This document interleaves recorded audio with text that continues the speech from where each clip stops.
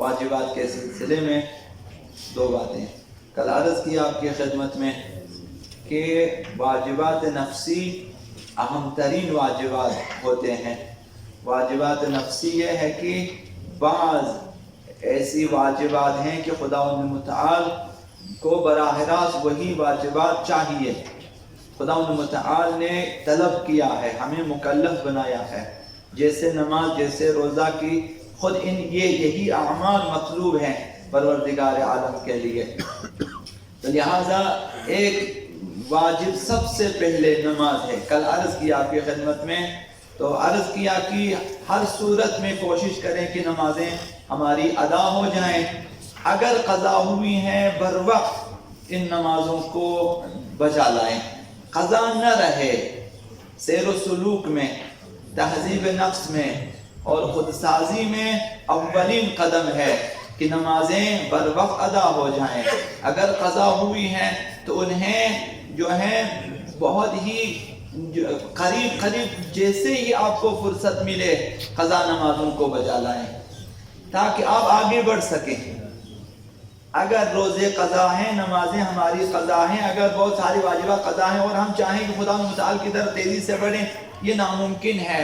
اس لیے سر فہرست ہے. دوسری چیز، دوسرا واجب جو آج عرض کروں گا روزہ ہے کہ روزہ واجبات نفسی میں سے ایک واجب ہے.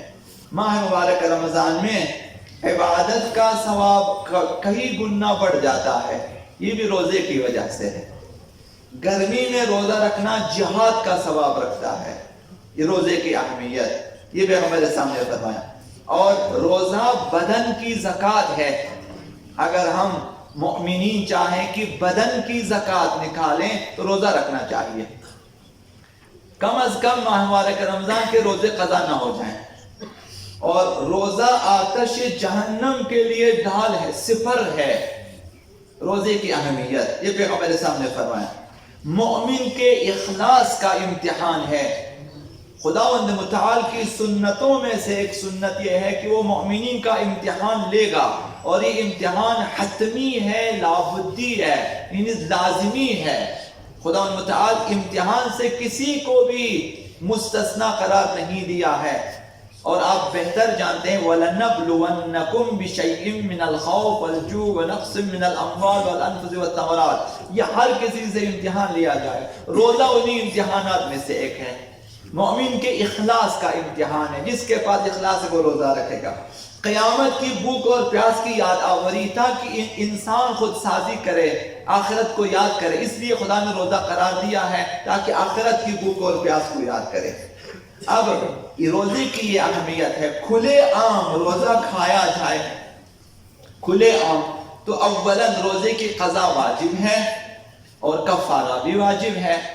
ایک روزے کی قضا ہے کہ ایک دن آپ اس کی قضا بجا لائیں، اور پھر 60 روزے آپ کفاری کے رکھیں. 60 روزے کفارے. ایک روزہ عمدن جان بوجھ کر کھانے کی یہ سزا ہے، اور یہ سزا سے ہٹ کر ہے. یہ صرف ابھی یہ تکلیف ہے، اس کے بعد سزائیں ہیں. کھلے عام روزہ کھانے پر اگر اسلامی حکومت قائم ہو، اگر قاضی شرعی موجود ہو، تو پھر کھلے عام روزہ کھانے کا کفارہ کے علاوہ 25 کم و بیش 25 کوڑے اس کی سزا ہے کہ 25 کوڑے مارے جائیں. دوسری مرتبہ اگر اس نے پھر روزہ کھایا، سر عام کھایا، سب کے سامنے کھایا، تو پھر دوبارہ سے 25 کوڑے مارے جائیں گے. اگر تیسری مرتبہ بھی وہ کھلے عام روزہ کھا لے تو اس کی سزا قتل ہے. یہ روزے کی اہمیت ہے کہ حاکم شرع کے لیے لازم ہے کہ تیسری بار بھی جان بوجھ کر روزہ کھانے والے کو قتل کرے. اب جب شریعت میں کسی کو قتل کیا جائے جرم کی بنا پر تو اس کا ٹھکانہ معلوم ہے، اس کا انجام پھر معلوم ہے. حضرت آقا امام جعفر الصادق علیہ السلام نے یہ دو مختصر حدیثیں آپ کی خدمت میں عرض ہوں گی. من زنا خرج من الایمان. ایک شخص اگر زنا کرتا ہے تو ایمان کے دائرے سے خارج ہو جاتا ہے، یعنی اس شخص کو آپ سمجھے بے ایمان ہے. اور ومن شرب الخمر، جس نے ایک بار شراب پیا وہ ایمان کے دائرے سے خارج ہے.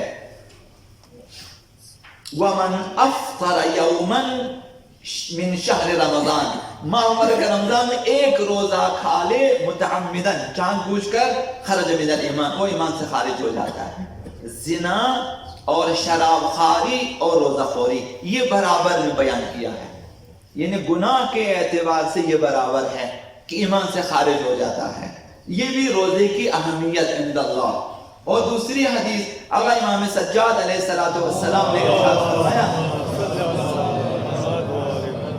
हक़्क़ुस्सौम, रोजे का हक तुम्हारी गर्दन पर की क्या है, ये अन तअलम अन्नहु हिजाबुन, रोजा एक सिपर है, एक हिजाब है, एक पर्दा है जो खुदावंद मुतआल सल्लल्लाहु अज़्ज़ व जल अला लिसानिका व समइका व बसरिका व बतनिका व फर्जिक, खुदावंद मुतआल ने रोजे को पर्दा करार दिया, हिजाब और सिपर करार दिया है, जो खुदावंद तुम्हारी आंखों पे डालना चाहता है, तुम्हारे कानों पे, तुम्हारी जो है तुम्हारे शिकम पे और तुम्हारे शर्म के मकामात पे डालना। एक सिपर, एक पर्दा खुदावंद ताला चाहता है कि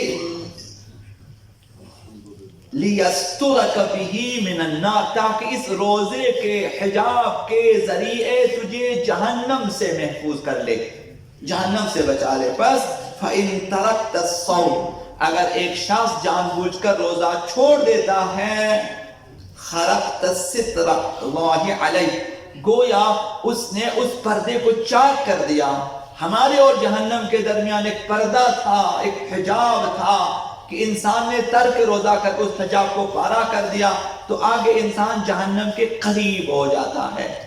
इसलिए रोजा वाजिबात नफ्सी में से है, मुहिम तरीन वाजिबात में से है। मोमिनीन की जिम्मेदारी है कि माह मुबारक रमजान में हत्तल इम्कान कोशिश करे कोई भी रोजा उसका कज़ा न हो जाए। अगर अभी तक रोजे कज़ा हैं तो उन्हें फिल वक्त रख लें ताकि माह मुबारक रमजान से पहले रोजे अदा हो जाएं। रोजे का एक छोटा मसला है, वो ये कि अगर वाजिब रोजे कज़ा हैं तो आप मुस्तहब रोजे नहीं रख सकते हैं, कोई भी मुस्तहब रोजा आप नहीं रख सकते, अगर रखे भी बातिल है और गुनाह है। नमाज में ये मसला नहीं है, कज़ा नमाजों के बावजूद आप मुस्तहब नमाजें पढ़ सकते हो, लेकिन कज़ा रोजे के बावजूद मुस्तहब रोजे नहीं रख सकते। तो हम इतनी सारी फुयूज़ात से महरूम हो सकते हैं, इसलिए रोज़ों को अहमियत देना चाहिए।